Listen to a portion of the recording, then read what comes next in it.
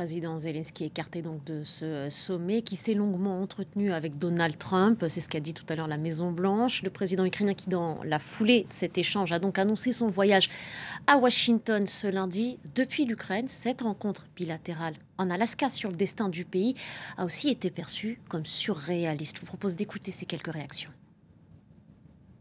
Je ne comprends pas comment c'est possible d'organiser des discussions sans notre président. Il s'agit du destin de mon Ukraine. Ce n'est pas à eux de décider, ce n'est pas à eux de se rencontrer, ce n'est pas à eux d'en parler. C'est très compliqué. À vrai dire, nous attendons des actions concrètes et la fin de la guerre. Nous attendons la victoire de l'Ukraine. Je ne sais pas ce que Trump a en tête. J'ai l'impression qu'il est exactement comme Poutine. Si on lui en donnait l'occasion, il se battrait contre la moitié du monde, s'emparerait de territoire et tuerait des gens. Ils sont identiques. Voilà donc pour ces réactions autour du sommet en Alaska. On retrouve tout de suite en direct de Kiev notre correspondante Emmanuelle Chaz. Bonjour à vous Emmanuelle, merci d'être avec nous.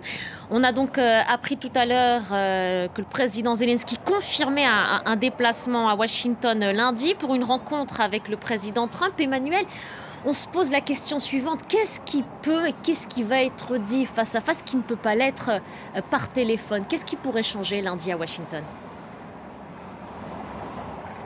Eh bien écoutez, en tout cas, Volodymyr Zelensky va retourner déjà dans ce bureau ovale où s'était déroulé un entretien absolument désastreux en février dernier. On a entendu Donald Trump finalement rejeter la balle dans le camp de Volodymyr Zelensky en lui disant que c'était maintenant à lui de former un accord avec la Russie, donc selon les termes et les demandes russes. Ceci, c'est pas une chose à laquelle les Ukrainiens sont prêts, donc il va falloir attendre lundi pour savoir effectivement ce qui va être échangé entre les deux hommes. On espère que cela restera civil, contrairement à la dernière fois. Alors Volodymyr Zelensky a réagi sur ses réseaux sociaux. Il a mis plusieurs heures avant de prendre la parole à l'issue de cette rencontre entre Donald Trump et Vladimir Poutine. Il a expliqué s'être entretenu plus d'une heure avec Donald Trump, 1h30 au total avec les dirigeants européens et Donald Trump. Il a réitéré la volonté de l'Ukraine de travailler de façon constructive à la paix. Donc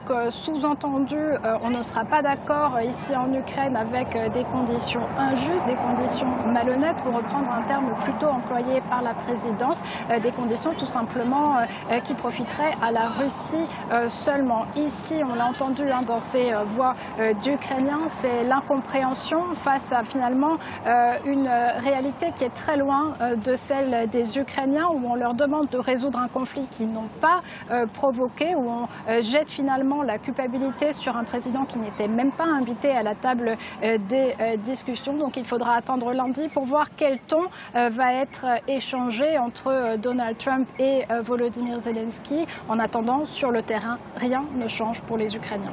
Merci beaucoup Emmanuelle. Emmanuelle Chaz en direct de Kiev.